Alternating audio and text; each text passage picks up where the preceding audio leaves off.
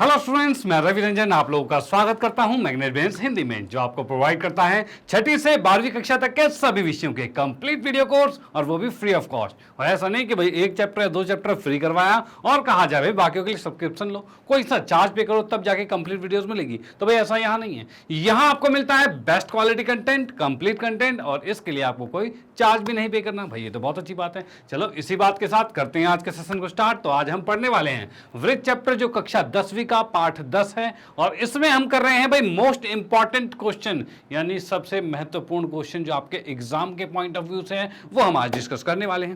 भाई इस चैप्टर से कैसे कैसे क्वेश्चंस आपके बोर्ड में बनते हैं उसको हम आज डिस्कस करने वाले हैं।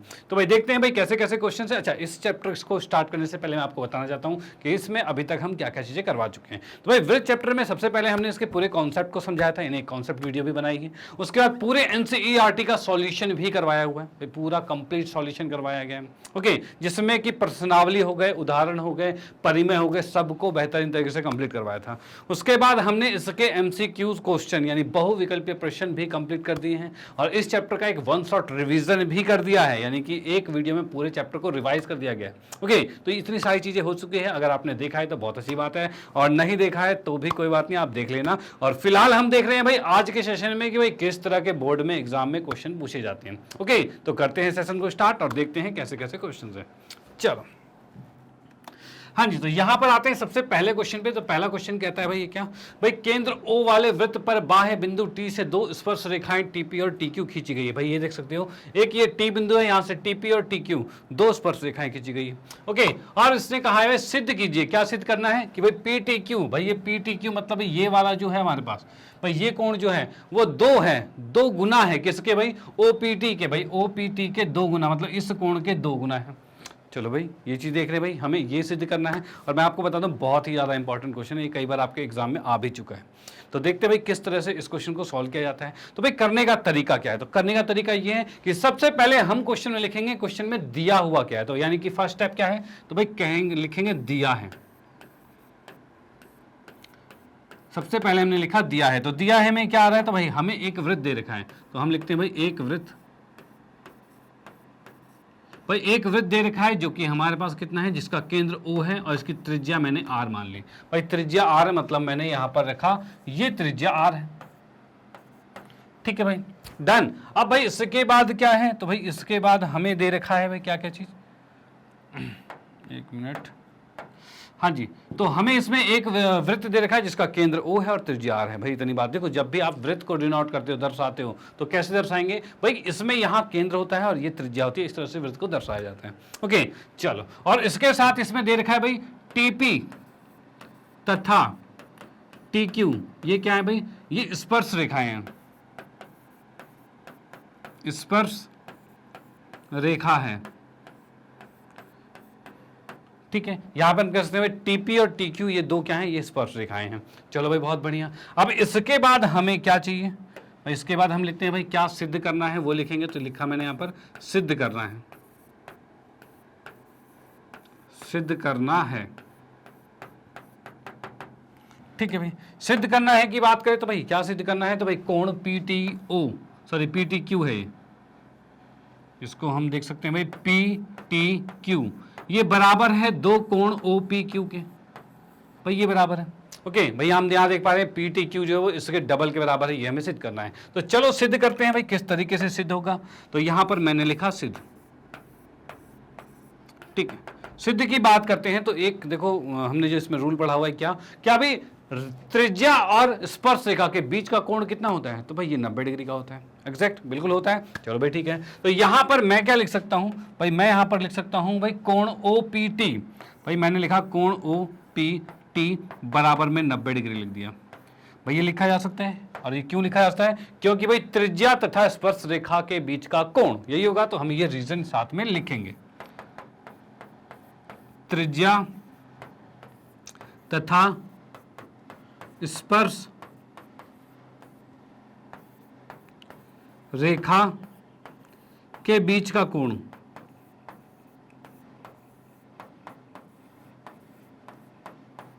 ठीक है भाई, यहां पर हम लिखते हैं भाई त्रिज्या तथा स्पर्श रेखा के बीच का कोण, इसे क्या कहा जाता है भाई, इसे कहा जाता है 90 डिग्री का कोण।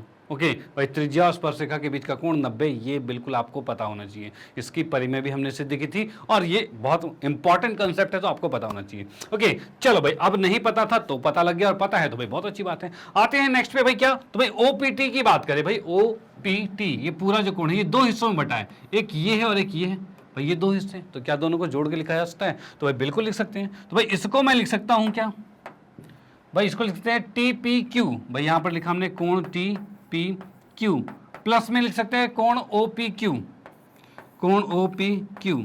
ये दोनों का योग कितना आएगा? तो ये भी 90 डिग्री है, क्योंकि हमने इसी को तोड़ के तो दो हिस्सों में लिखा है। ओके चलो भाई ठीक है। अब देखिए भाई, इतनी बात हो गई, इसको मैंने पहला समीकरण लिख दिया। अब आते हैं इसके बाद क्या बात करते हैं? तो भाई त्रिभुज टी पी क्यू की बात करते हैं। त्रिभुज टी पी क्यू में तो मैंने लिखा भाई त्रिभुज टी पी क्यू में, भाई इसमें क्या कह सकते हैं? तो इसमें हम कह सकते हैं टीपी और टी क्यू बराबर है। भाई मैंने लिख दिया टीपी टी क्यू बराबर। क्या बताओगे भाई, क्या रीजन रहा जो टीपी और टी क्यू बराबर हो गया? भाई क्या रीजन है कि भाई ये दोनों रेखाओं को बराबर मैंने कह दिया, जबकि इसमें लिखा हुआ तो नहीं था, मैंने बराबर कह दिया। तो रीजन ये है कि भाई एक बिंदु से जब दो स्पर्श रेखाएं किसी एक वृत्त पर खींची जाती है तो वो दोनों स्पर्श रेखाएं बराबर होती है। ये भी हमने परी में सिद्ध की है, तो ये भी एक आपका कॉन्सेप्ट है, ये आपको पता होना चाहिए। और नहीं पता है तो भाई पता चल गया होगा, और पता है तो बहुत अच्छी बात है। तो हमने लिखा भाई क्या कि भाई एक बिंदु से जो दो स्पर्श रेखाएं खींची दोनों बराबर है, वो यहां लिख दिया है। तो इसके रीजन में यही बात लिखनी पड़ेगी कि भाई एक बिंदु से स्पर्श रेखाएं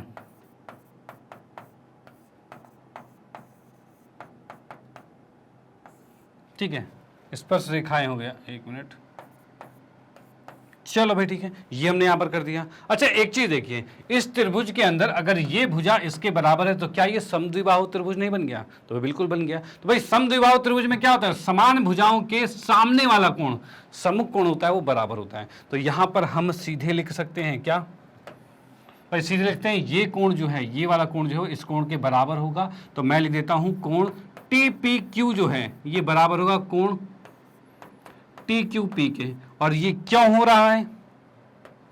तो इसमें लिखेंगे भाई क्या, समान भुजा के सम्मुख कोण,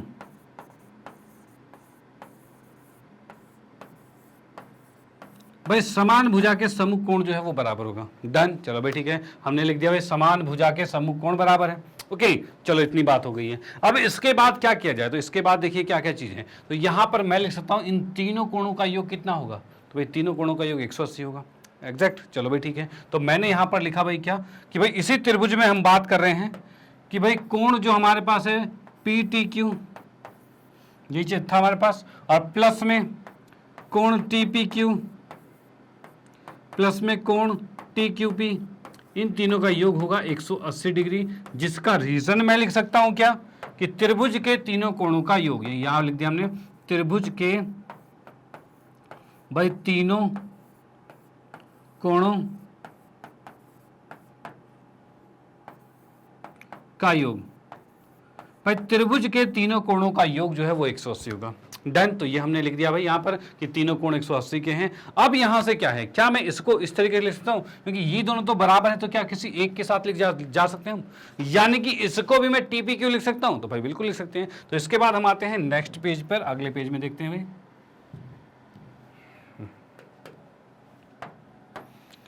हाँ जी, तो यहां पर मैं लिखूंगा पी टी क्यू, भाई लिखा हमने यहां पर पी टी क्यू, प्लस में दूसरा वाला क्या है? तो भाई टीपी क्यू और टीपी क्यू, ये भी तो टीपी क्यू सेम है दोनों, तो इसको दो टीपी क्यू लिखा जा सकता है। तो भाई बिल्कुल, तो हमने यहां पर लिख दिया, ये आ गया दो कोण टीपी क्यू और बराबर में 180 डिग्री आ गया। चलो भाई ठीक है। अच्छा एक चीज देखिए, यहां पर जो हमने समीकरण पहला देखा था इसमें टीपी क्यू था, तो भाई था।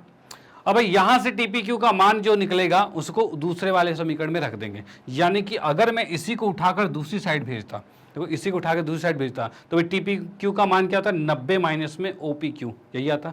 चलो भाई ठीक है, तो समीकरण एक और ये समीकरण दो के आधार पर हम करते हैं। भाई मैंने लिखा हुआ समीकरण एक तथा दो से, ठीक है भाई, समीकरण एक तथा दो से क्या हो रहा है? तो भाई समीकरण दो में क्या लिखा है? पी टी क्यू प्लस में 2 है और TPQ का मान क्या होगा, तो भाई यहां से देखते हैं TPQ का मान। देखो हम TPQ का ही मान क्यों रख रहे हैं, बाकी का क्यों नहीं, क्योंकि बाकी का रख ही नहीं सकते, OPQ तो इसके अंदर है ही नहीं, भाई OPQ है ही नहीं, तो इसलिए हम नहीं रख सकते। भाई TPQ सेम आ रहा है, पहली बात तो ये, ऊपर से हमें TPQ इसमें आंसर में नहीं चाहिए, ठीक है, तो TPQ को हटाना होगा एग्जैक्ट। चलो भाई यहां से TPQ का मान क्या है, 90 माइनस OPQ, यही है, तो हम यहां पर लिखते हैं भाई क्या, 90 माइनस OPQ बराबर में 180 डिग्री है। चलो भाई ये चीज आ गया। अब भाई मैं इसको अंदर गुना करता हूं तो क्या आ रहा है भाई, PTQ प्लस में 90 को 2 से किया तो 180 डिग्री आ गया, और ये 2 के साथ आ रहा है OPQ और बराबर में 180 डिग्री आ गया। चलो इस 180 से इस 180 को काट देंगे और ये जो -2 है उसको उठाकर दूसरी तरफ भेज देंगे। तो यहां पर हम क्या देख पा रहे हैं कि भाई कोण PTQ जो है ये बराबर हो जाएगा, ये उस साइड जाएगा तो 2 कोण OPQ आएगा, भाई ये चीज आएगा।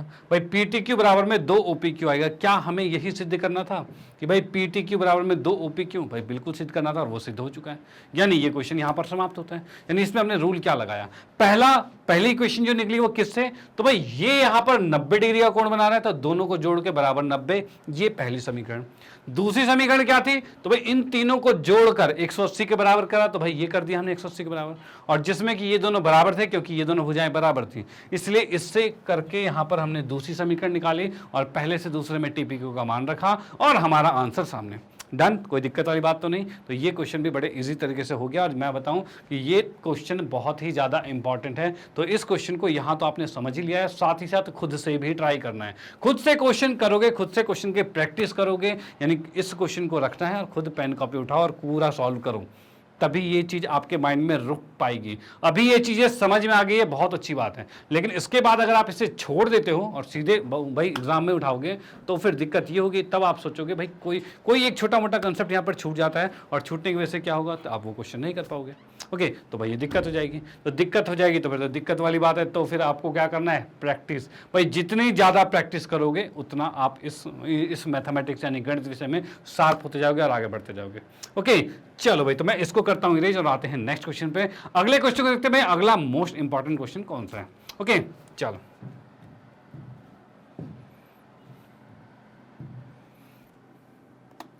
हाँ जी, तो अगले क्वेश्चन में हम देख पा रहे हैं प्रश्न नंबर 2 है। प्रश्न नंबर 2 में हम देख पा रहे हैं 5 सेंटीमीटर त्रिज्या के एक वृत्त की 8 सेंटीमीटर लंबी एक जीवा PQ है। मतलब हम यहाँ पर देख पा रहे हैं कि भाई यहाँ पर ये 5 सेंटीमीटर त्रिज्या है और एक जो जीवा है PQ वो कितनी 8 सेंटीमीटर लंबी है। चलो ठीक है, उसके बाद क्या रखा है, P और Q पर स्पर्श रेखाएं परस्पर बिंदु T से प्रतिच्छेद करती है। यानी एक T बिंदु है, यहाँ से P पर और Q पर 2 स्पर्श रेखाएं खींची गई हैं। इतनी बात कंफर्म है। चलो अब इसने कहा है TP की लंबाई ज्ञात करनी है, यानी कि ये TP जो है इसका मान हमें ज्ञात करना है। चलो भाई इसका मान ज्ञात कर लेंगे, कैसे ज्ञात होता है वो देखते हैं। तो इसमें भी सबसे पहला स्टेप क्या चलेगा, तो पहला भाई दिया है क्वेश्चन में क्या दे रखा है पहले ये देखते हैं। तो यहां लिखा हमने दिया है, ठीक है। तो दिया है की बात करें तो यहां पर हमें वृत्त दे रखा है, तो भाई सबसे पहले लिखेंगे एक वृत्त, और वो वृत्त कैसा है, तो उसका केंद्र O है और त्रिज्या कितनी है, तो 5 है भाई। मतलब इस वृत्त का नाम हम ऐसे देंगे। डन, चलो ठीक है, ये हो गया। अब इसके साथ जीवा कह रखा है इसमें क्या भाई, PQ जीवा, मतलब जीवा PQ जो है ये बराबर आ रहा है 8 सेंटीमीटर का, ये भी हमें दे रखा है। ओके, और क्या दे रखा है, तो और इसके बाद हमें दे रखा है T से 2 स्पर्श रेखाएं खींची गई है, यानी कि हम लिखेंगे TP तथा TQ 2 स्पर्श रेखाएं हैं।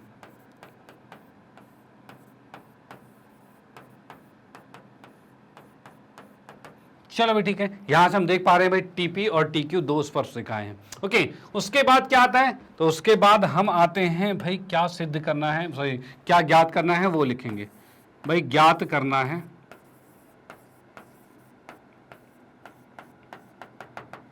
ठीक है भाई, ज्ञात करने हमें आते हैं। तो यहाँ पर भाई TP का मान हमें ज्ञात करना है, तो TP का मान तो मैं लिख देता हूँ यहाँ पर भाई, TP का मान हमें ज्ञात करना है। ओके, अब इसके बाद आते हैं इसके हल पे भाई, कैसे हल होगा। और हल से पहले देखो ये लाइन इसमें नहीं दे रखी, तो इसको हम रचना के अकॉर्डिंग लिखेंगे। तो यानी मैं यहां पर ले देता हूं रचना। भाई रचना में हम क्या लिखते हैं कि भाई T और O को मिलाया गया, T तथा O को मिलाया गया,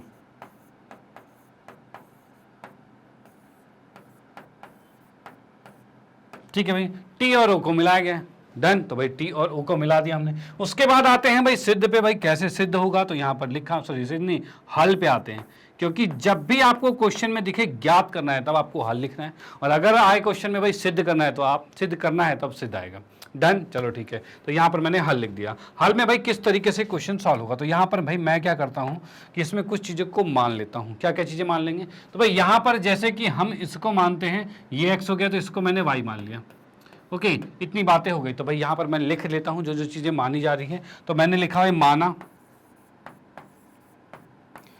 टीपी जो है इसको x मान लिया, और भाई टीआर जो है इसको y मान लिया। भाई इतनी बात हो गई, ओके। अब उसके बाद आते हैं कौन से त्रिभुज में, त्रिभुज PRO में आते हैं, ठीक है। त्रिभुज PRO की बात करते हैं, तो यहां से हम क्या करते हैं भाई, त्रिभुज PRO में कोण PRO जो है हमारे पास ये 90 डिग्री का है। भाई यहां पर देखिए क्या चीज हो रहा है, भाई यहां पर हम देख रहे हैं ये जीवा है और ये T और O है, ये क्या केंद्र है, केंद्र से जीवा पर लंब डाला गया है, ठीक है। लंब क्यों है, क्योंकि यहां पर जो बाहर से एक बिंदु होता है जिससे दो स्पर्श रेखाएं खींची गई है, और इससे अगर हम O को मिलाएं और इन दोनों स्पर्श बिंदुओं को मिलाया जाए तो ये लंबवत ही होता है। तो ये हमने यहां पर लिखा है, डन। चलो ठीक है, अब भाई इसमें देखते हैं भाई क्या इसके अंदर क्या हो सकता है, इससे क्या होगा। तो यहां पर क्या है, जैसे ही ये लंबवत आया तो लंबवत का मतलब ये है कि ये इस जीवा को समद्विभाजित करेगा, यानी दो बराबर हिस्सों में बांटेगा। भाई एक चीज याद रखना, केंद्र से जब भी हम किसी जीवा पर लंब डालते हैं तो वो जीवा को दो बराबर हिस्सों में बांटता है, डन। तो भाई वही चीज यहां पर लिखेंगे। भाई ये हमने 90 डिग्री लिखा, मतलब लंबवत जा रहा है, इसका मतलब हम कह सकते हैं PR बराबर में कितना हो जाएगा, RQ हो जाएगा, ठीक है। PR बराबर में RQ हो जाएगा, या फिर इसी को कह सकते हैं ये PQ का आधा हो जाएगा। भाई ये बातें कही जा सकती हैं, और ये मतलब PQ का ये आधा है, या फिर PR का हो चाहे RQ को, बातें की है। चलो, और इसमें हम क्या लिखेंगे रीजन, तो इसमें हम रीजन लिखेंगे भाई त्रिज्या, सॉरी त्रिज्या नहीं, केंद्र से जीवा पर लंब, ठीक है। ये हमने डाल दिया, केंद्र से जीवा पर लंब जो उसे समद्विभाजित करेगा। तो यहां से मैं कह सकता हूं भाई क्या, कि भाई PR जो है वो PR जो है ये कितना आएगा, तो भाई PQ का आधा, मतलब पूरे 8 का आधा, यानी कि हम कह सकते हैं 8/2, यानी इसको काट दिया 4 पर, और ये आ गया 4 सेंटीमीटर, डन। यानी हम यहाँ पे कह सकते हैं PR जो है वो 4 सेंटीमीटर है। अब देखिए क्या है, इसी त्रिभुज के अंदर जब ये समकोण है और ये हिस्सा 4 का आ चुका है, तो हम क्या इसमें पाइथागोरस लगा सकते हैं। तो भाई हाँ, पाइथागोरस में क्या होता है भाई, 90 के सामने वाली बड़ी भुजा होती है, और बड़ी भुजा का जो वर्ग होता है वो बाकी दो छोटी भुजाओं के वर्गों के योग के बराबर होता है, यानी कि स्क्वायर को जोड़ देंगे उसके बराबर होता है। तो भाई देखते हैं कैसे, तो यहीं पर हम लिख सकते हैं भाई PO का जो स्क्वायर है वो बराबर होगा PR का स्क्वायर प्लस में RO का स्क्वायर। भाई वही बात हमने लिखी, भाई 90 के सामने वाली भुजा बड़ी थी उसका स्क्वायर किया, और बाकी दो छोटी भुजा ये दोनों हैं, इनको स्क्वायर करके जोड़ दिया गया, यही कहता है पाइथागोरस। तो इसके रीजन में भी लिखेंगे भाई ये पाइथागोरस के अकॉर्डिंग हो रहा है, तो हम यहाँ लिखते हैं भाई पाइथागोरस से ये चीज हो गया। चलो भाई ठीक है, पाइथागोरस से हो गया। अब इसमें इसके मान को रखते हैं, मान का क्या क्या रखा जाएगा, तो PO का मान है 5, ठीक है, PR का मान है 4, और RO का मान कुछ भी नहीं, RO जो है वही रहने दो। भाई 5 का वर्ग कितना होगा 25, तो हमने लिखा है यहाँ पर 25, ठीक है। 4 का वर्ग 16 माइनस 16 बराबर में RO का स्क्वायर आएगा। चलो भाई ये चीज आ गया। अब 25 में से 16 गया, कितना बचा, तो भाई 9 बचा। तो हम यहाँ पर लिख सकते हैं ये 9 आ गया है, जो कि RO का स्क्वायर है। चलो ठीक है, स्क्वायर जैसे ही आप हटाओगे तो इस साइड रूट लगेगा, और हम कह पाएंगे RO जो है वो 3 सेंटीमीटर आ गया। ओके भाई ये चीज आ गया, RO 3 सेंटीमीटर, मतलब मैं कह सकता हूं ये 3 का आ चुका है। ओके चलो भाई बहुत बढ़िया, 3 का आ चुका है। अब देखिए भाई क्या क्या और चीजें हो सकती है, और कहाँ का पाइथागोरस लग सकता है। तो सेम अगर मैं चलूं भाई, अब किस में चले, त्रिभुज PRT की बात कीजिए। अब किस में, PRT में, तो इसमें भी तो ये 90 का है, तो भाई बिल्कुल है, तो इसमें भी करते हैं। तो भाई क्या किया मैंने, अब लाते हैं भाई त्रिभुज PRT में भाई इसमें देखा हमने, इसमें देखा तो इसमें भी आर कोण जो है वो 90 डिग्री का है और इस कारण से इसमें भी पाइथागोरस लगेगा, यानी कि इसके सामने वाली भुजा ये, यानी x का वर्ग जो होगा वो 4 और y के वर्ग के जोड़ के बराबर होगा। यानी मैंने लिखा भाई x का वर्ग जो है वो 4 का वर्ग प्लस में y के वर्ग के बराबर हो गया। ठीक है, तो चलो भाई ये इक्वेशन हमारी बन गई कि भाई x का वर्ग जो है वो 4 का वर्ग प्लस में y के वर्ग के बराबर हो गया। उसके बाद नेक्स्ट इक्वेशन क्या बन रही है, तो भाई नेक्स्ट की हम बात करते हैं तो पी टी की ओ की बात करते हैं। भाई हम आते हैं अगला भाई त्रिभुज पी टी ओ की बात करते हैं। इसमें भाई कौन सा कोण 90 का है, भाई पी टी ओ में, भाई पी टी ओ की बात करें तो कोण पी ये 90 का होगा। क्यों? क्योंकि त्रिज्या और स्पर्श रेखा के बीच का कोण 90 का होता है, तो ये लिखेंगे हम। तो भाई इसमें लिखा कोण पी जो है वो 90 का है, और ये क्यों है, तो ये इसलिए है कि भाई त्रिज्या तथा स्पर्श रेखा के बीच कोण, भाई त्रिज्या तथा स्पर्श रेखा के बीच का कोण जो होगा वो 90 का होगा, वो हमने लिख दिया। अब इसी अनुसार इसमें लगेगा पाइथागोरस। पाइथागोरस क्या है, तो 90 के सामने वाली भुजा ये है, तो भाई इसको देखेंगे तो ये क्या है हमारे पास, तो भाई y प्लस 3 है, तो मैं इसमें लिख सकता हूं भाई इसी में कि भाई y प्लस में 3, एक मिनट,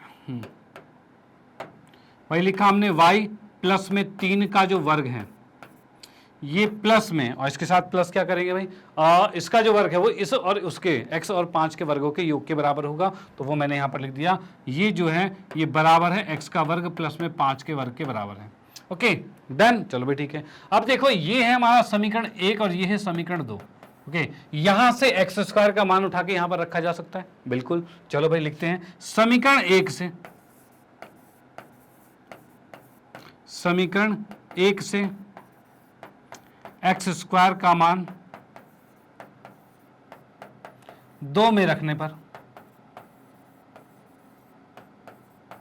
भाई ठीक है, समीकरण 1 से एक्स स्क्वायर का मान जो है वो 2 में रखा गया, और 2 में रखेंगे तो क्या होगा, तो एक्स स्क्वायर का मान है 4 स्क्वायर प्लस में वाई स्क्वायर, उसको यहां रख दिया, तो ये आ रहा है भाई वाई प्लस में 3 का होल स्क्वायर।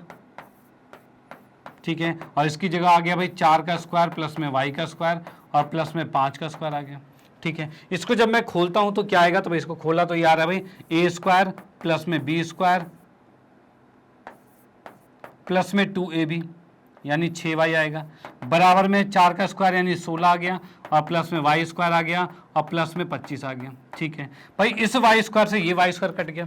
ठीक है, अब ये 9 जो है वो उठ के उस साइड जाएगा, घट जाएगा, यानी मैंने यहाँ पर 6y लिखा, और इस साइड आ रहा है 16 और 25, ये कितना आ रहा है भाई, 16 और 25, 6 5 11 31 आएगा और 41 आएगा। ठीक है, तो हमने लिखा 41, और 3 स्क्वायर है इधर आके घट जाएगा, मतलब कि 9 हो जाएगा। ठीक है भाई, 41 में से 9 गया तो कितना बचा, तो भाई 9 जाएगा तो ये 32 बचेगा, तो हमने लिख दिया y का मान जो आ गया कितना भाई 32 बटे में 6 आ गया, जिसको हम काटेंगे तो ये 3 आएगा और ये आएगा 16, यानी हम कह सकते हैं 16 बटे में 3 आ गया, यानी y का मान तो 16 बटे 3 आ गया। ओके, और y का मान 16 बटे 3 का मतलब भाई ये 16 बटे 3 आ गया। ठीक है, हमें ज्ञात क्या करना था, हमें टीपी ज्ञात करना था, मतलब x ज्ञात करना था। तो ये जो y का मान 16 बटे 3 आया है, इसको उठाकर हम यहां रख देंगे, तो भाई यहां पर रखते हैं भाई y का मान समीकरण 1 में रखने पर,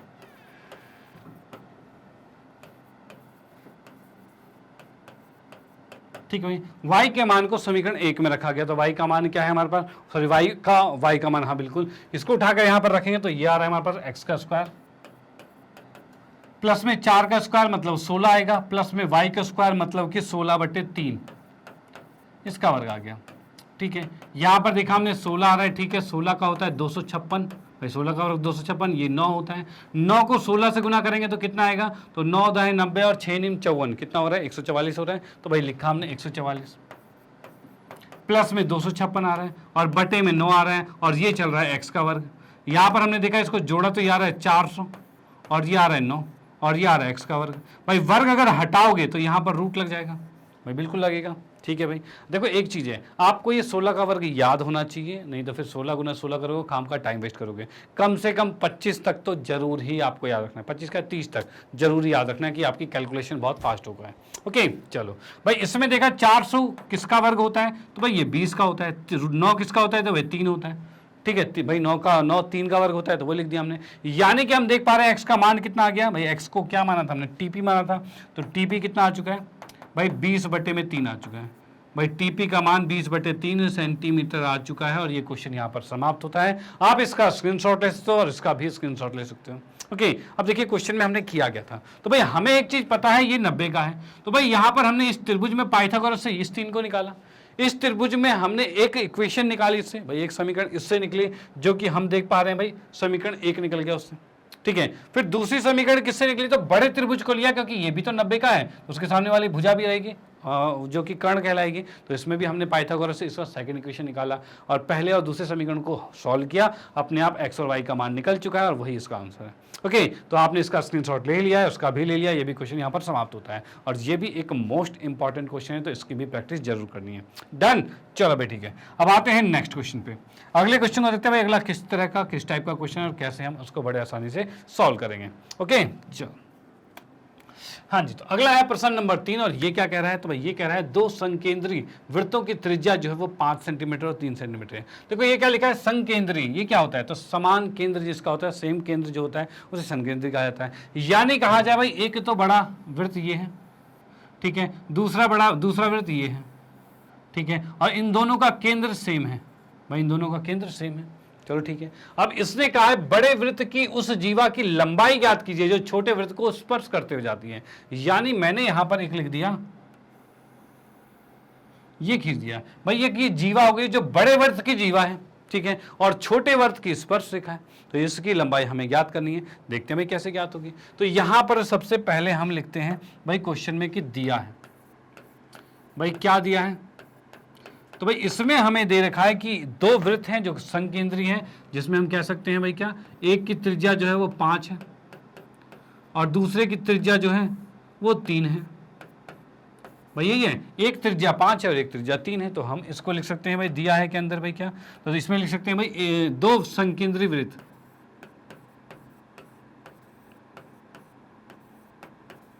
संकेंद्रीय वृत्त भाई, दो संकेंद्री वृत्त मतलब कि एक वृत्त है जो कि सेंटर में है, ठीक है, संकेंद्री जो कि समान केंद्र है दोनों वृत्त का। ओके, तो वो वृत्त कौन कौन से हैं, तो मैं इसको लिख सकता हूं, O के साथ 5 लिखा और O के साथ हमने 3 लिखा, यानी O दर्शाता है केंद्र को, 5 और 3 दर्शाता है त्रिज्या को, यानी इन दोनों से हमने दोनों वृत्त को दर्शा दिया। डन, चलो ठीक है। उसके बाद हम कहते हैं भाई इसमें इसके नाम लिखते हैं, जो कि मैंने इसको A लिखा, इसको B लिखा और इसको C लिखा, ठीक है। इसमें हम कहेंगे AB जो है, जो इसमें कहेंगे AB वृत्त O और 5 की स्पर्श रेखा है, सॉरी की जीवा है भाई, बड़े वाले वृत्त की जीवा है,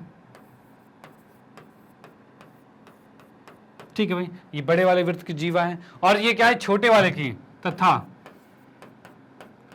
O और 3 की स्पर्श रेखा है।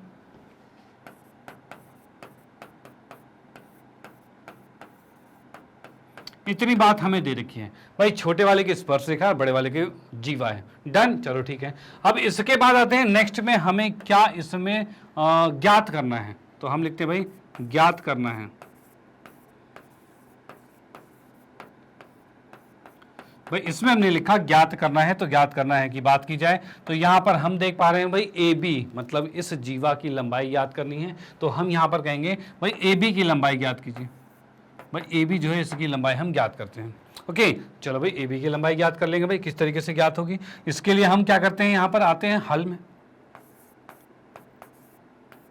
भाई, हल में आते हैं यहाँ पे। ओके, हल की बात करें तो यहां पर मैंने देखा भाई, इसमें हम देख सकते हैं भाई, अच्छा जो त्रिज्या हमें दे रखी है, मतलब हम बात कर रहे हैं त्रिभुज OCB की बात करते हैं सीधे, तो यहां पर मैं क्या करता हूं, त्रिभुज OCB में भाई, इस त्रिभुज में बात की जाए तो यहां पर हम क्या कहेंगे, OC जो है भाई, मैं नीचे लिख देता हूं, OC जो है वो लंब है किस पे भाई, AB पे, OC जो है वो AB पर लंब है, यानी हम देख पा रहे हैं भाई OC जो AB पर लंब है, और क्यों लंब है, दिया तो है नहीं कहीं, हमने लंब कैसे लिख दिया भाई, कैसे लंब, तो यहां की बात करें तो त्रिज्या और स्पर्श रेखा के बीच का कोण तो 90 का होता ही है, तो वही चीज हमने यहाँ पर तभी लंब लिखा हुआ है।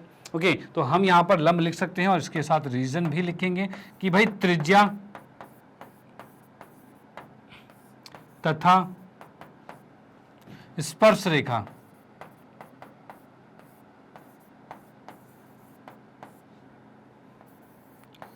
के बीच का कोण, भाई त्रिज्या तथा स्पर्श रेखा के बीच का कोण, तो भाई ये क्या हो रहा है, तो ये कोण 90 डिग्री का हो रहा है, इसीलिए हमने लिख दिया है। चलो भाई ठीक है। अब उसके बाद क्या होगा, जब ये एसी त्रिभुज में ये लंब है, लंब का मतलब हम डायरेक्टली लिख सकते हैं कि कोण ओ सी ए बी जो है ये 90 डिग्री का है, और इस कारणवश हम इसमें लगा सकते हैं पाइथागोरस। और भाई मैं इसमें लिख देता हूं भाई क्या, भाई ओ बी का वर्ग जो है, ओ बी का वर्ग यहां पर लिख देता हूं, तब ओ बी का जो वर्ग है ये बराबर होगा ओ सी का वर्ग प्लस में बी सी का वर्ग। भाई इन दोनों के वर्गों के योग के बराबर होगा। भाई ये OB का वर्ग जो वो इसके और इसके वर्गों के योग के बराबर होगा, तो वो हमने लिख दिया। अब इसमें लिखते हैं भाई इसके मान के बारे में, तो भाई OB कितना है, तो भाई 5, ठीक है। OC कितना है, तो भाई 3, और BC नहीं पता, ये हमें ज्ञात करना है। ओके, अब देखिए क्या चीज है, इस 5 का वर्ग मतलब 25 आएगा, तो हमने यहां पर लिखा 25, ठीक है। 3 का वर्ग 9 है, उसको उठाकर इधर लेके आते हैं, तो भाई -9 आ जाएगा, बराबर में BC का वर्ग आ गया, ठीक है भाई। 25 में से 9 गया तो 16 आ चुका है, जो कि BC का वर्ग है, और वर्ग हटाओगे तो इधर रूट आएगा, यानी कि हम कहते हैं 4, भाई BC 4 आ गया, यानी हम कह सकते हैं ये BC 4 आ गया।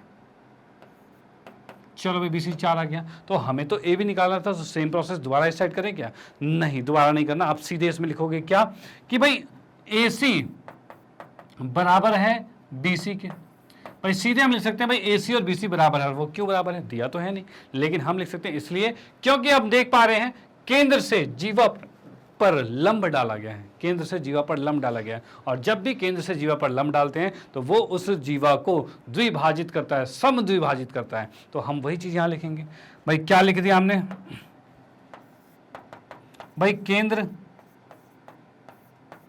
से जीवा, भाई केंद्र से हम जीवा AB पर, जीवा पर लंब डालते हैं,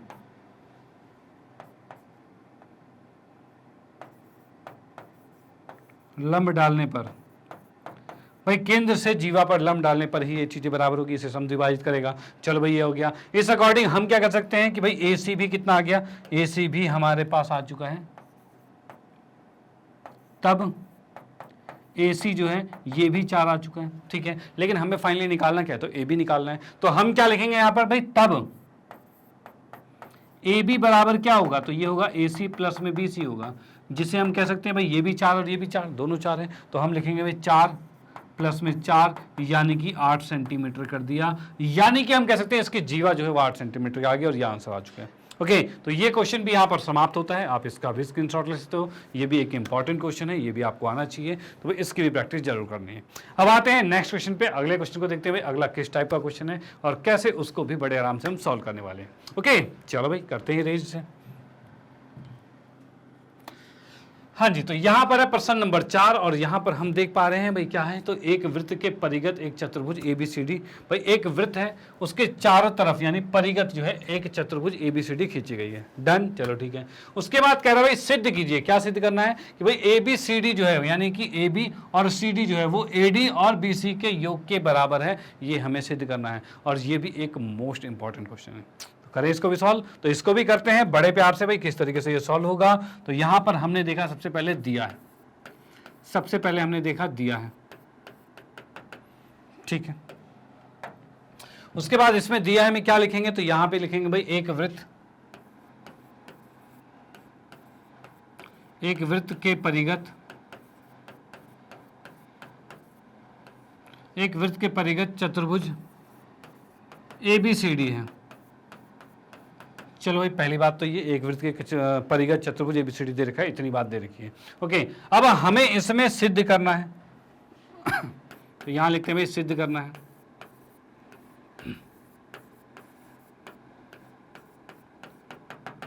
ठीक है भाई। सिद्ध करना है पे आते हैं, तो सिद्ध क्या कैसे करेंगे इसको, तो भाई इसमें मैं लिख सकता हूं AB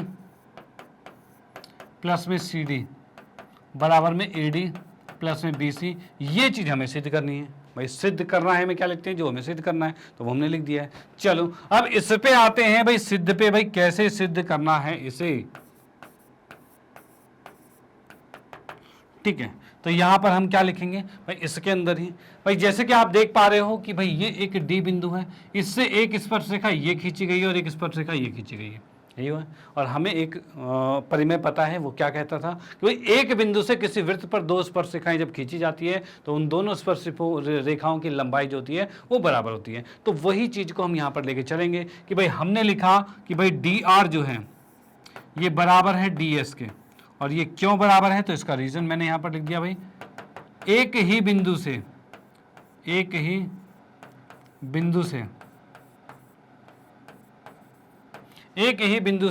खींची गई स्पर्श रेखाएं,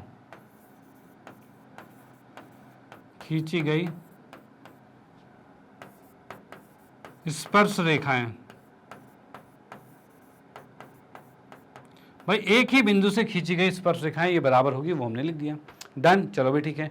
उसके बाद आते हैं नेक्स्ट पे, अगला क्या लिखेंगे, तो अगले का भाई यहां पर भी देख सकते हैं, अगर सी बिंदु की बात की जाए तो सी आर और सी क्यू ये भी तो बराबर है, तो हम इसको लिख सकते हैं भाई सी आर और सी क्यू जो है ये भी बराबर है, और इसका भी रीजन सेम होगा। तो इसके रीजन को भी मैं लिखता हूं भाई, इस तरीके से लिख दिया भाई, और ये डैश डाल दिया कि भाई जो ऊपर का रीजन सेम रीजन की भाई एक ही बिंदु से दो स्पर्शरेखाएं बराबर होगी। डन, चलो ठीक है। उसके बाद नेक्स्ट की बात करते हैं, तो अगला क्या है भाई, अगर मैं बात करूं इसकी बी से अगर स्पर्श रेखा खींची गई है तो ये बीपी और बीक्यू ये भी बराबर होंगे, यानी मैं इसमें लिख सकता हूं भाई बीपी जो है बराबर में बीक्यू आएगा, भाई बीपी और बीक्यू बराबर होगा, और इसमें भी यही चीज लिखेंगे हम, सेम रीजन चलेगा। चलो भाई, उसके बाद आते हैं नेक्स्ट पे, तो अगला क्या है भाई, तो अगला है हमारे पास ए है, तो एपी और एएस भी बराबर होगा क्योंकि एक बिंदु से दो स्पर्श रेखाएं, ये भी आ रहा है। तो यहां पर भी हम लिख सकते हैं भाई एपी जो है ये बराबर होगा एएस के, और इसमें भी हम लिखते हैं क्या, ये भी स्पर्श रेखाएं। चलो भाई ठीक है। अब देखिए ये चारों मतलब चार हमारे पास समीकरण बन गए, इसको मैं लिख देता हूं चारों को समीकरण 1 2 3 और 4, भाई ये चार समीकरण हो गए, ठीक है। इन चारों समीकरणों को जोड़ने पर क्या होगा, तो भाई यहां पर मैं देखता हूं भाई समीकरण लिख देता हूं मैं, समीकरण 1 2 3 तथा 4 को जोड़ने पर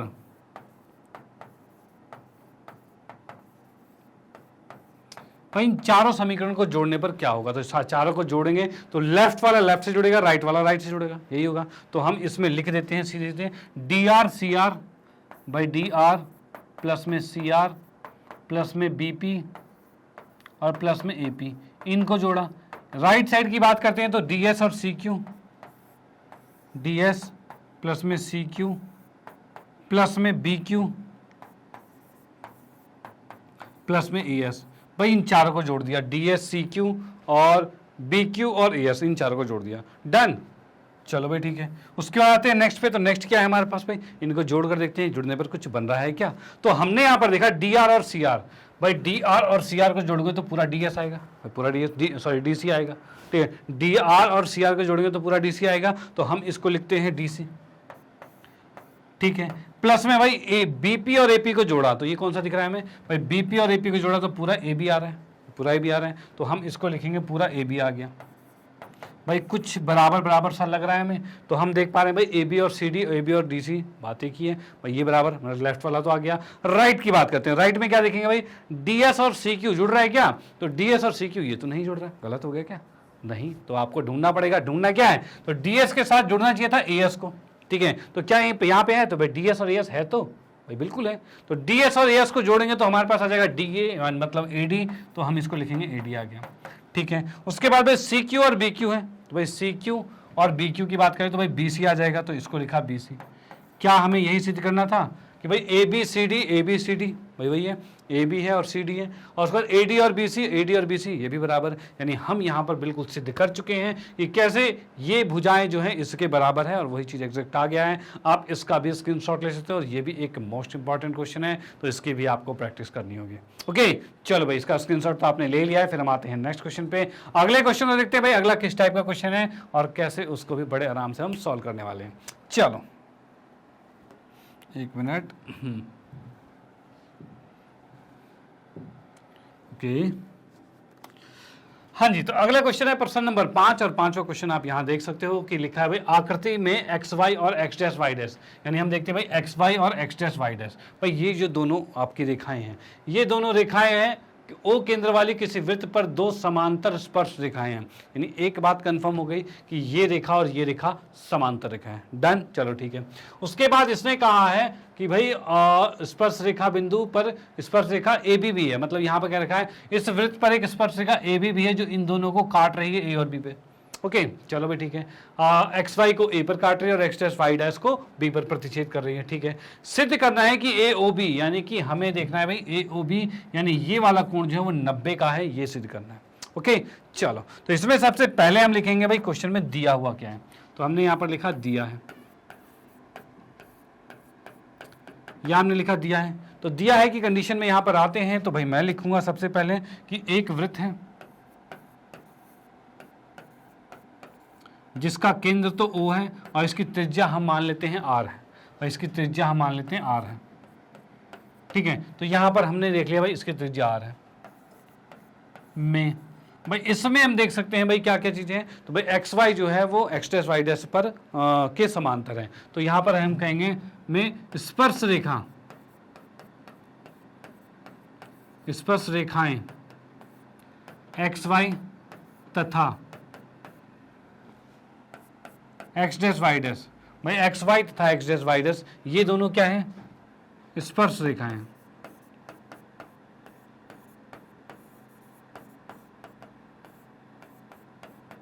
यहां हमने देखा भाई एक्स वाई और एक्स डैश वाई डैश ये दोनों क्या है, स्पर्श रेखाएं। ओके, और साथ में कहा जाए स्पर्श रेखाएं के साथ साथ क्या लिख सकते हैं इसमें कि स्पर्श रेखाएं जो समांतर हैं, जो समांतर हैं।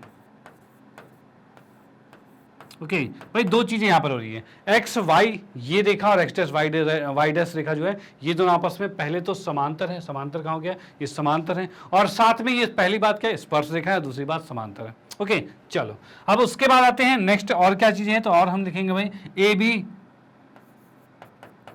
भी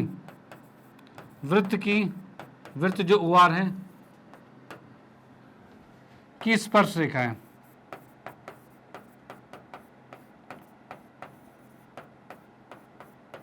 ओके भाई यहां पर हमने देखा ओ आर जो वृत्त है इसकी स्पर्श रेखा ए बी भी है, जो आप देख सकते हो ए बी जो है स्पर्श रेखा है।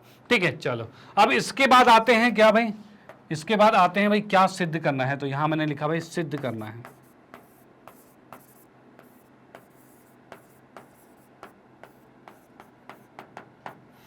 ठीक है, सिद्ध करना है कि कंडीशन में आते हैं। यहां पे हम क्या देख पा रहे हैं भाई, तो हमें सिद्ध करना है कि ए ओ बी यानी ये कोण 90 का है। तो मैंने यहां पर लिख दिया कि भाई कोण ए ओ बी जो है ये 90 डिग्री का है।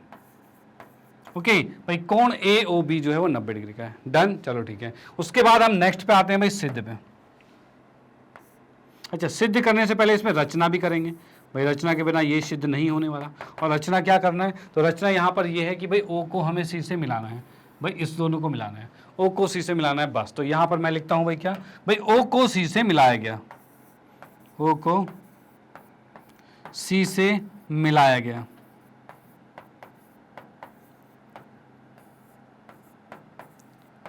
ठीक है भाई, ओ को हमने सी से मिला दिया। डन, तो भाई कैसे, और उसके बाद क्या होगा, तो इसके बाद की बात करते हैं तो सिद्ध में आते सीधे।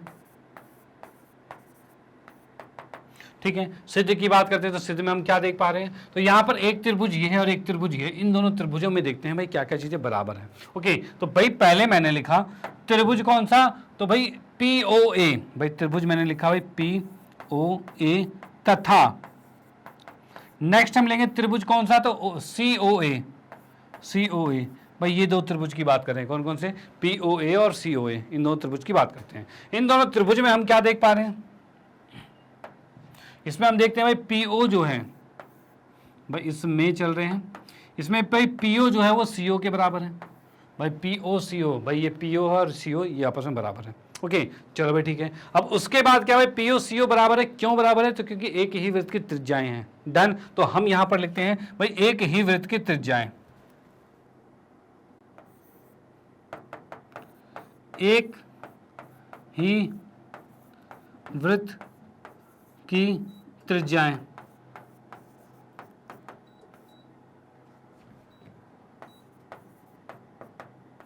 भाई एक ही वृत्त की त्रिज्याएं हैं जो कि बराबर होगी। डन, ठीक है। उसके बाद देखा भाई OA जो है वो OA के बराबर है, दोनों त्रिभुज में OA तो है ही, तो हम यहां पर लिख सकते हैं भाई क्या OA जो है वो बराबर है OA के।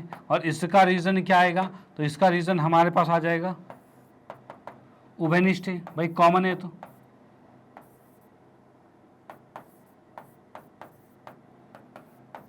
चलो भाई उभयनिष्ठ हो गया। भाई हम देख पा रहे हैं इन दोनों त्रिभुजों के अंदर OA जो है वो तो सेम है, भाई सेम है। भाई ऊपर वाले त्रिभुज में भी OA है और नीचे वाले में भी OA है, तो हमने उसको उभयनिष्ठ लिख दिया। अब भाई तीसरी चीज कुछ बराबर है क्या इन दोनों त्रिभुज में? अगर तीसरी चीज बराबर होगी तो सर्वांशम हो सकता है। भाई क्या बराबर है, तो भाई क्या अब मैं इसमें कह सकता हूँ PA और AC को बराबर, भाई इसको इसके बराबर, PA और AC बराबर, क्या ये लिखा जा सकता है? देख लो, बता दो भाई। भाई मैं तो लिख रहा हूँ, अब आप रीजन बताइए भाई क्या बराबर है। भाई मैंने लिख दिया PA जो है वो बराबर है AC के, सॉरी PA जो बराबर है AC के, हाँ बिल्कुल।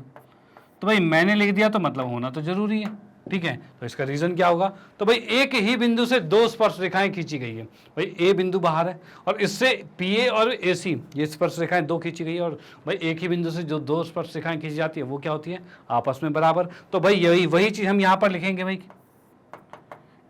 एक बिंदु से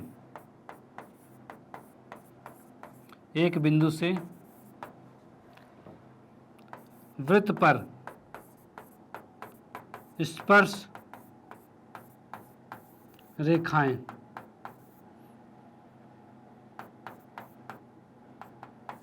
ठीक है भाई। भाई यहाँ पर हम देखते हैं एक बिंदु से वृत्त पर स्पर्श रेखाएं, भाई एक ही बिंदु है, इस पे वृत्त, इससे वृत्त पर स्पर्श रेखाएं जो होगी वो बराबर होगी, वो हमने यहाँ पर लिख दिया। अब हम यहाँ पर देख पा रहे हैं कि ऊपर वाला त्रिभुज और नीचे वाला त्रिभुज, इन दोनों के अंदर तीनों भुजाएं बराबर हो गई। भाई देख पा रहे हैं ना भाई, तीनों भुजाएं बराबर होगी। और जब भी कोई दो त्रिभुज आए और उसमें तीनों भुजाएं बराबर हो जाए, इसका मतलब दोनों त्रिभुज एग्जैक्ट सेम हो गए। एग्जैक्ट सेम मतलब कि भाई वो बिल्कुल सर्वांशम हो गए हैं।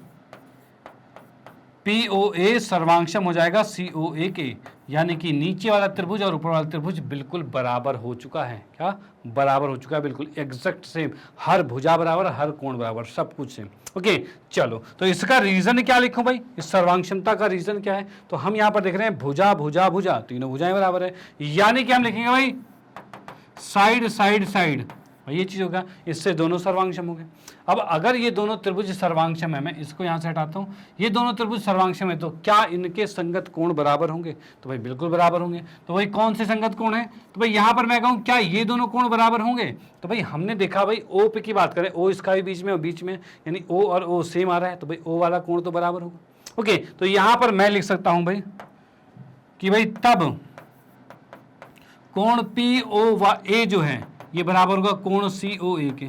भाई ये दोनों कोण आपस में बराबर होंगे और मान लो कि ये x है, ठीक है। और इसका रीजन क्या होगा, भाई किस रीजन से बराबर है, तो रीजन ये है कि भाई सर्वांशम त्रिभुजों के संगत कोण जो होते हैं वो बराबर होते हैं। तो या फिर ये लिख लो, या फिर आप सीधे शॉर्ट फॉर्म में लिखो क्या कि भाई CPCT से है, यानी corresponding part of congruent triangle. इस हिसाब, ये आपका इंग्लिश मीनिंग है और इसी का शॉर्टकट है, इसको हम हिंदी में भी यूज कर सकते हैं। ओके चलो, ये आ गया हमारे पास, यानी हमने यहाँ पर देख लिया कि भाई ये भी x का हो गया और ये भी x हो गया। ओके अब उसके बाद क्या करेंगे, तो हम नीचे वाले इन दोनों त्रिभुजों को भी सर्वांशम करेंगे। तो बोलोगे सर दोबारा ही करना पड़ेगा क्या, तो नहीं, आप सीधे लिखो इसी प्रकार से, यानी हम इसमें लिखते हैं क्या भाई, इसी प्रकार से, इसी प्रकार से। भाई इसी प्रकार से हम क्या देख पा रहे हैं, तो भाई ये दोनों त्रिभुज बराबर हैं, मतलब सर्वांशम है, यानी मैं लिख देता हूं BQO जो है, त्रिभुज BQO जो है ये बराबर होगा, सॉरी सर्वांशम होगा त्रिभुज COB के, ठीक है। BQO जो है वो COB के बराबर होगा। कौन कौन सा हो गया, ये थोड़ा सा मैंने अलग लिख दिया है, ये सही से लिखना पड़ेगा। BQO है और BCO आएगा। भाई एक चीज याद रखना, इसको सिस्टमेटिक तरीके से बिल्कुल लिखना होगा, यानी कि आप आगे पीछे उल्टा सीधा नहीं लिख सकते। जैसे कि आप देख पा रहे हो यहाँ पर मैंने देखा भाई CO और CO क्या है, त्रिज्या है, और OQ क्या है, त्रिज्या है। तो भाई देखो CO लास्ट में और OQ लास्ट में, दोनों त्रिज्याएं बराबर है तो दोनों लास्ट में ही है, यानी एक ही जगह पर दोनों होने चाहिए। अगर शुरू में तो शुरू में, लास्ट में तो लास्ट में। ओके, तो इस तरीके से सेम होना चाहिए। तो भाई सेम ही लिखा है इसको। अब भाई सेम लिखने के बाद रीजन क्या आएगा, तो भाई इसका रीजन भी वही आएगा जो इसमें आया था, क्योंकि इसी प्रकार से तो कर रहे हैं। तो इसमें हम लिखेंगे क्या कि भाई भुजा भुजा भुजा से ये दोनों त्रिभुज आपस में सर्वांगसम हो चुके हैं। डन, चलो ठीक है। अब इसके बाद क्या होने वाला है, इसके बाद क्या होगा, यहाँ पर हमने देखा ये दोनों त्रिभुज आपस में सर्वांगसम हो गए। अब इसके बाद से हम लिख सकते हैं कि भाई ये कोण जो है वो इस कोण के बराबर हो जाएगा, यानी इसको y लिखा तो ये भी y हो जाएगा। यानी मैं कह सकता हूँ दोनों त्रिभुज बराबर है तो दोनों कोण बराबर होंगे, यानी कि कोण OQOB जो है ये बराबर होगा COB के। इसको हमने y मान लिया और सर्वांगक्षमता की वजह से हो रहा है, यानी कि हम इसका रीजन लिखेंगे CPCT लिखेंगे। ओके, भाई सर्वांगक्षमता की वजह से हो रहा है तो CPCT ही लिखते हैं। ओके, चलो भाई अब यहां पर हम देखते हैं कि क्या ये सबका योग जो है वो 180 होगा, तो भाई बिल्कुल होगा। यानी कि मैं अब इसमें नेक्स्ट में कह सकता हूं क्या भाई कोण PO और Q है शायद, हाँ POQ। देखो यहां पर देखा जाए POQ एक रेखा है पूरी, ठीक है। तो यहां से ये रेखा है तो हम इसमें लिख सकते हैं इसका कोण जो होगा वो 180 डिग्री होगा, ठीक है। और ये क्यों होगा भाई, ये आएगा आपका रुजु कोण, यानी स्ट्रेट एंगल है, यानी कि पूरा आपका 180 का होगा। एक सीधी रेखा पर पूरा कोण जो है 180 का होगा। अब देखिए POQ की कोण की बात की जाए, पूरे कोण की बात की जाए तो क्या है x x y y ये आ रहा है। तो मैं इसको लिख सकता हूं कि भाई ये हमारे पास आ रहा है भाई 2x प्लस में 2y आ रहा है, और ये बराबर आ गया 180 डिग्री। भाई इसमें से 2 कॉमन ले लिया तो ये आ गया x प्लस में y बराबर में 180 डिग्री। भाई 2 से इसको भाग कर दिया तो x प्लस में y आ गया, और ये आ गया 180 बटे में 2 आ गया, इसको हमने काट दिया तो ये 90 डिग्री आ गया, यानी कि x प्लस वाई जो आ गया वो 90 डिग्री आ चुका है, ठीक है। भाई x प्लस वाई जो है वो 90 डिग्री आ चुका है। तो हमने यहाँ पर देखा कि भाई x और y इन दोनों का योग जो है वो 90 आ गया। ओके, चलो भाई 90 चीज आ चुका है। तब क्या भाई, क्या हमारा ये आंसर आया है। तो हम यहाँ पर देखते हैं कि हमें ज्ञात करना था AOB, और AOB क्या है तो भाई AOB ये भी तो x प्लस वाई ही है, भाई यही x प्लस वाई। तो हम यहाँ पर लिखेंगे क्या कि भाई तब इसको हटाते हैं इस तरीके से, क्योंकि इसको गोले में ना डाल के इसको डालेंगे AOB जो है भाई, तब हम कह सकते हैं भाई AOB जो है वो x प्लस वाई ही था, तो x प्लस वाई की जगह लिखा, यानी कि ये 90 डिग्री हो जाएगा, और यही इसका आंसर है। और ये क्वेश्चन यहाँ पर कंप्लीट होता है। तो आप इसका भी स्क्रीनशॉट ले सकते हो और इसका भी स्क्रीनशॉट ले सकते हो। ओके, तो ये भी एक मोस्ट इंपॉर्टेंट क्वेश्चन था जो कि आपके NCERT के ही क्वेश्चन थे सारे। तो ये वाले NCERT में से आपके बहुत ज़्यादा पूछे जाते हैं आपके बोर्ड के एग्जाम में, चाहे वो आपके बिहार बोर्ड हो, चाहे UP बोर्ड हो, चाहे MP बोर्ड हो, और CBSE बोर्ड भी हो। ओके, इन सब में ये सारे क्वेश्चंस मोस्टली पूछे जाते हैं, क्योंकि इंपॉर्टेंट तो इंपॉर्टेंट होते हैं आपके। अगर NCERT सब में चल रहे हैं तो NCERT चल रहा है, इसका मतलब आपके पास ये क्वेश्चंस तो आपको आने ही चाहिए 100%, ठीक है। ये तो बिल्कुल 100% वाले हैं। ओके, तो चलो भाई आपने इसका स्क्रीनशॉट ले लिया है। अच्छा, इसके अंदर आपको ये समझ में आ गया होगा किस तरीके से हमने किया है। तो यहाँ पर जस्ट एक छोटी सी रचना की थी हमने, फिर इन दोनों को सर्वांगक्षम किया और इन दोनों को सर्वांगक्षम किया, और सर्वांगक्षम में इन दोनों कोण को बराबर किया, इन दोनों कोण को बराबर किया, और सबको जोड़कर 180 के बराबर किया, और अपने आप हमारे पास AOB जो है वो 90 डिग्री का आ चुका है, और कोई दिक्कत वाली बात नहीं। ओके, तो चलो भाई इसका स्क्रीनशॉट आपने ले लिया। मैं इसको इरेज करता हूँ और इसको भी इरेज करता हूँ, और इसी के साथ आज का सेशन हमारा यहाँ पर समाप्त होता है। भाई आज का सेशन हमारा समाप्त होता है, जिसमें हमने 5 सबसे मोस्ट इंपॉर्टेंट क्वेश्चन यहाँ पर डिस्कस किए हैं, और इसके बाद के और भी क्वेश्चन हैं जो और एडवांस लेवल के आपके क्वेश्चन पूछे जाते हैं, और भी बाहर से पूछे जाते हैं क्वेश्चन। वो सारे क्वेश्चन के पैटर्न को यहाँ पर, मतलब जिस टाइप के क्वेश्चन आपके एग्जाम में पूछे ही जाते हैं उस टाइप के क्वेश्चन हम आपके लिए यहाँ पर लेके आए हैं। तो नेक्स्ट सेशन में भी और भी बहुत से क्वेश्चन आपके लिए आने वाले हैं, तो वो बिल्कुल मिस मत कीजिएगा। ओके, चलो भाई इसके बाद मैं फाइनली आपको बताना चाहता हूँ मैग्नेट ब्रेन के बारे में। तो भाई मैग्नेट ब्रेन एक ऐसा प्लेटफॉर्म है जो आपको प्रोवाइड करता है KG से लेकर 12th क्लास तक के सभी विषयों के कंप्लीट वीडियो कोर्स, और वो भी फ्री ऑफ कॉस्ट। और ऐसा नहीं किया 1 या 2 चैप्टर, पूरा कंप्लीट कोर्स आपको फ्री मिलता है। तो भाई आप, और उसके साथ साथ क्या है, तो उसके साथ साथ भाई आप लोगों की सुविधाओं के लिए मैग्नेट ब्रेन ने लॉन्च किया है मैग्नेट ब्रेन की वेबसाइट, जो कि है www.magnetbrains.com। और साथ ही साथ ये चीज आपको आपके मोबाइल एप्लीकेशन में भी मिलेगा, यानी कि आप गूगल प्ले स्टोर से डाउनलोड कर सकते हो इसका ऐप को, और उसके बाद इसका पूरा पूरा स्टडी कर सकते हो। भाई इसमें कैसी मतलब क्या क्या चीज़ें हैं इसमें, तो भाई यहाँ की बात की जाए तो यहाँ पर सबसे पहले आपको मिलता है भाई यहाँ पर अलग अलग सेक्शंस है, यानी कि आप किसी भी कोर्स में अगर आप कोई भी कोर्स स्टडी कर रहे हो उसके अलग अलग सेक्शंस यहाँ पर बने हुए हैं, यानी हर कोर्स बिल्कुल अरेंज एकदम सिस्टमेटिक तरीके से यहाँ पे मिल रहा है। ओके, जैसे कि आप देखो भाई के से 12 केजी से 12 तक जो इंग्लिश मीडियम है, सीयूईटी की प्रिपरेशन है, CBSE, UP board, Bihar board, और उसके बाद क्या जाए देखा जाए तो भाई और भी बहुत सी IIT, JEE, NEET, UPSC, Olympiad, NTSC, spoken English में बहुत से कोर्सेज हैं। यानी आपके एकेडमिक के साथ साथ कॉम्पिटिटिव एग्जाम की भी तैयारी यहाँ पर करवाई जाती है और बिल्कुल बेहतरीन तरीके से आपको पूरा कंप्लीट कोर्स करवाया जाता है और इसके लिए आपसे कोई चार्ज भी नहीं पे करते। ओके, चलो भाई ये तो बहुत अच्छी बात है, तो यहाँ से बिल्कुल स्टडी करना है आपको। तो भाई स्टडी करना कैसे, इसका फायदा उठाना कैसे है, तो जैसे कि मान लो आप हो सीबीएसई बोर्ड में तो आप सीबीएसई पे क्लिक करोगे, आप हो कक्षा 10वीं में तो 10वीं पर क्लिक करोगे, और 10वीं पर क्लिक करते आप देखोगे 10वीं के सभी टीचर्स यहाँ पर मौजूद आपको दिख जाएंगे, जो कि आप यहाँ देख सकते हो, ये टीचर्स हो गए, और उसके बाद और भी टीचर्स यहाँ पर ये अवेलेबल है सारे 10वीं कक्षा के। ओके, अब इनमें से किसी भी विषय में कोई भी दिक्कत होती है तो उस विषय के टीचर के नीचे यहाँ पर वॉच नाउ लिखा है, वॉच नाउ पे क्लिक कीजिए और अब कंप्लीट कोर्स आप देख पाओगे। फॉर एग्जांपल जैसे कि आपको गणित विषय का कंप्लीट कोर्स देखना है तो भाई मेरे सामने यहाँ वॉच नाउ लिखा है, वॉच नाउ पे आप क्लिक कीजिए और क्लिक करते ही आप देखोगे कुछ इस तरह का इंटरफेस दिखेगा, जिसमें आप देखोगे पाठ्यक्रम परिचय, वास्तविक संख्या, बहुपद, दो चर वाले रैखिक समीकरण, उसके बाद और भी बहुत से चैप्टर्स अवेलेबल हैं। यानी भाई पूरा कोर्स यहाँ पर चैप्टर सारे जो हैं वो आपके लिए अवेलेबल हैं। यहाँ पर आप बस इस पर क्लिक कीजिए और इस पर क्लिक करते ही इस पर एक वीडियो की लिस्ट खुल जाएगी। जैसे आप देख रहे हो द्विघातीय समीकरण, इसमें कुल 24 लेक्चर्स हैं।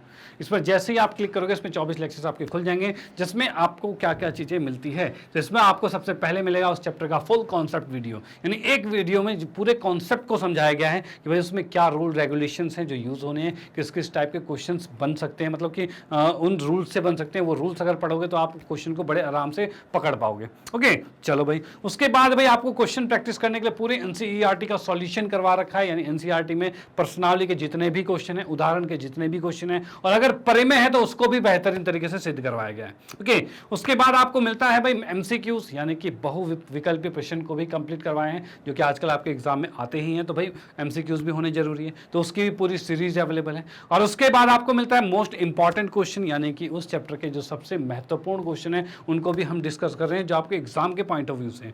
और उसके बाद आता है नेक्स्ट क्या, तो नेक्स्ट में वन शॉट रिवीजन, यानी एक वीडियो में पूरे चैप्टर को फुल्ली रिवाइज करवाया गया है, जिसमें उसके सारे कॉन्सेप्ट और कुछ मोस्ट इंपॉर्टेंट क्वेश्चन को भी डिस्कस किए गए।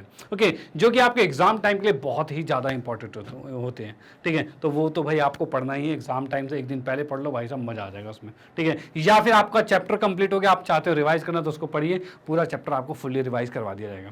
ओके, चलो भाई, तो इन चीज़ों को कैसे स्टडी करना है, तो भाई यहाँ पर आपको जस्ट इन पे क्लिक करना है, एक वीडियो की लिस्ट खुलेगी, उसमें आप क्लिक कीजिए और इस तरह से वीडियो कुछ प्ले हो जाएगी और आप इसका फायदा उठा पाओगे। डन, चलो ठीक है। इसके बाद में फाइनली आपको बताना चाहता हूँ कि भाई मैग्नेट ब्रेन के हिंदी मीडियम चैनल में 7वीं कक्षा से 12वीं कक्षा तक के सभी विषयों के कंप्लीट वीडियो कोर्स यहाँ पर अवेलेबल है, तो भाई इसका फायदा उठाइए। तो भाई आपको अगर ये वीडियो अच्छी लगती है तो इसको लाइक कीजिए, न्यू है तो सब्सक्राइब कीजिए और शेयर तो आप करते रहिए। Okay, bye.